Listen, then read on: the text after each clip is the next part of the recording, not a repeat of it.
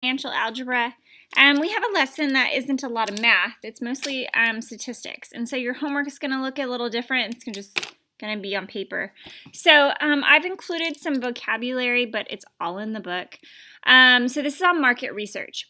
So if a company is trying to do research on their product.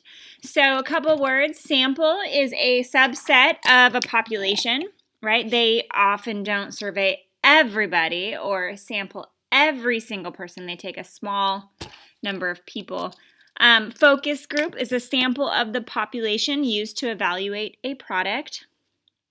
Combination is a sample created without regard to order. And it looks like NCR, where N is our total. This is a button on your calculator as well as Desmos. And it's probably in your calculator under probability, and Desmos, sorry. Factorial, we don't really cover that much, but it is in the book. There's undercoverage. So when we don't sample enough of a part of the population. For example, if I only gave a survey to sophomores, that's an undercoverage because I'm not really getting a good feel on high schoolers because I'm only using the sophomores. So undercoverage is when we underrepresent people. So number 1, this should look similar to what is on your homework. Just Carpets has 8 different quality grades of carpeting. 3 types are being selected for a corporate test on durability. How many different sample sizes of 3 can be taken without replacement? So that would be 8 is our total, C, and then I'm only selecting 3.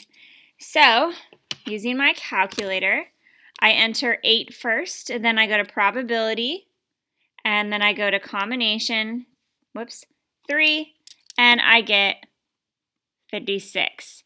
If you're using Desmos, it's entered different. And so let me grab my phone. That's what I have Desmos on. It's free. It's on your iPads. I have to click Functions and go to Stats, and I'll find NCR. So in Desmos, you go to Functions, then Stats, and then NCR. And so parentheses pop up, so you'll do 8, 3, and you should get the same answer, 56. So it just depends on how. I have a really bad glare, but NCR, and then I would hit 8, 3, and it would tell me 56. How many different samples of size 5?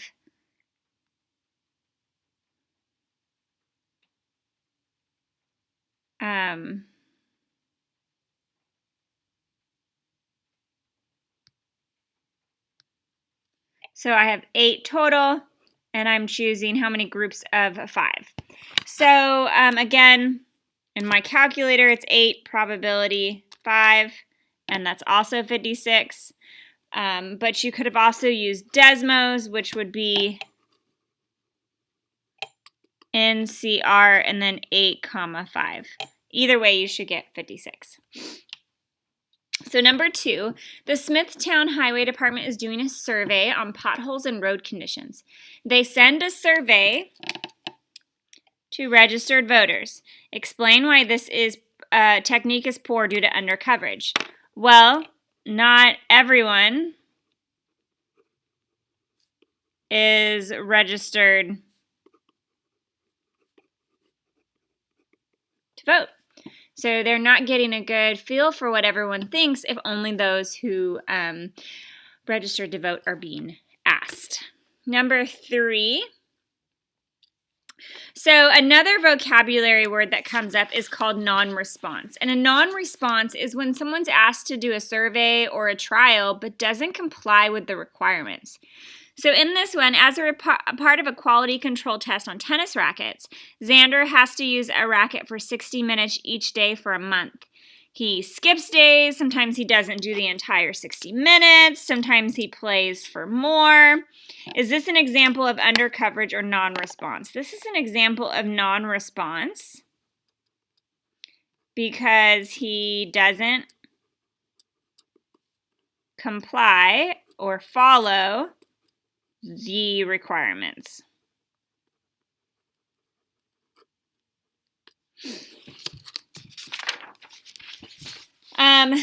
So I put that vocabulary word here later. A non-response is when someone doesn't comply with the rules or doesn't answer the questionnaire honestly. So part 4, a sporting goods store sells 10 brands of golf clubs. Okay, there's their total. 4 will be randomly chosen to be put on sale this week. If one of the 4 must be the Golf King brand, how many different combinations of 4 can be put on sale? So 4, and I must choose 1 to be the Golf King brand. And so if I enter that, you just get 4. All right, next one, a stratified random sample is when the sample has the same percentage breakdown as the types of products. So number 5, a local YMCA is looking to get feedback on its swim program from the 200 people who are enrolled in swimming lessons. They're taking a stratified random sample of 50 swimming students because they want the sample to have the same percentage breakdown as the entire group of swimmers. Complete the following. How many elementary age students should be randomly selected for this survey? So really quick,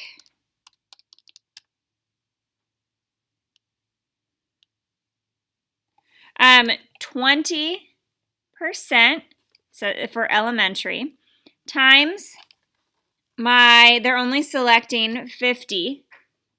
And so that gives me 10 elementary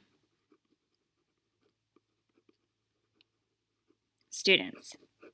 How many adults should be randomly? Well, adults is 48%, so 0.48 times 50, it gives me 24 adults.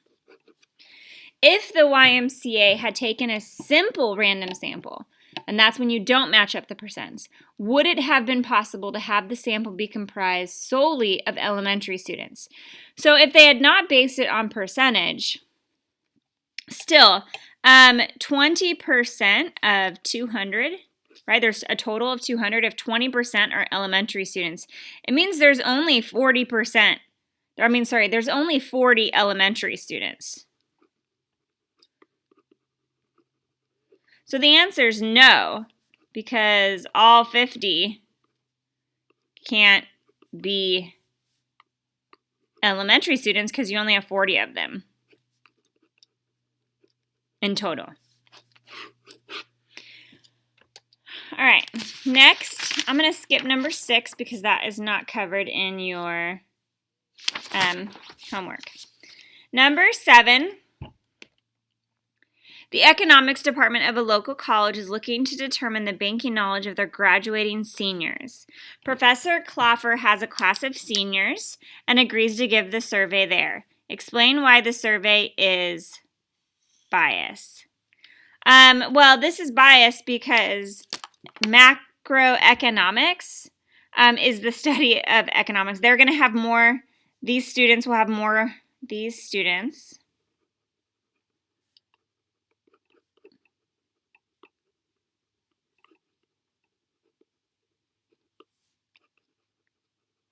based on the class they're in.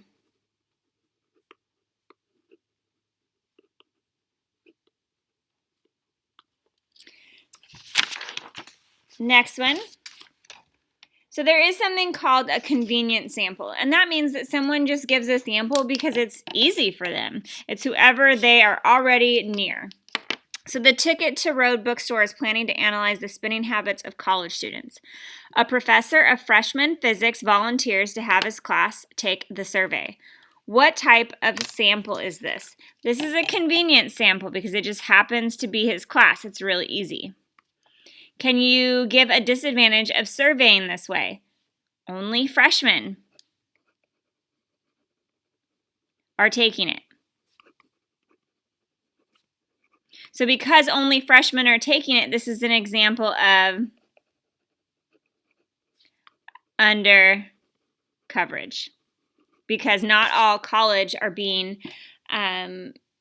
analyzed, only freshmen. A local Honda is looking to determine the public opinion on foreign versus domestic automobiles. Now, something you should know about Honda. Honda is from Japan, so Honda is a foreign automaker. They send a survey to all of their customers. Explain why it's biased. Well, Honda is a foreign automaker, and so they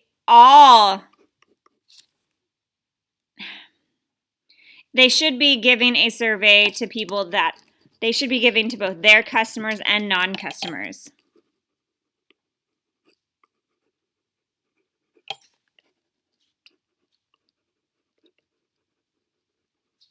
And non-customers, people that own domestic. He's only giving this, that's like giving a survey on who's better, a junior or a senior, and you give it to all seniors. Of course they're going to choose themselves. So this is very biased. The Fit It Fast tool company is planning to address a recent problem with theft of tools. Then management is doing a survey of random employees, and they select 100 employees and have them fill out an anonymous questionnaire. Which do you think is a greater problem in this scenario? Non-response or under coverage? A non-response. Do you think really people are really going to tell whether they stole something? People won't be honest about stealing. And the rest of these just continues to go over why things are biased or unbiased. Lawn Masters Landscaping is planning a marketing strategy for the upcoming year. They plan on doing a survey to see how many residents in their neighborhoods mow their own lawns. They call home weekdays during 9 a.m. to 5 p.m. and only 17% of homeowners mow their own lawns. Do you think this is an overestimate, underestimate, or good approximation? I would guess that this is an underestimate because they only called those who are at home during 9 to 5 p.m. So again, I'm going to skip 12. It's just answering. There's not a lot of math for this section, but that should cover the examples you're given.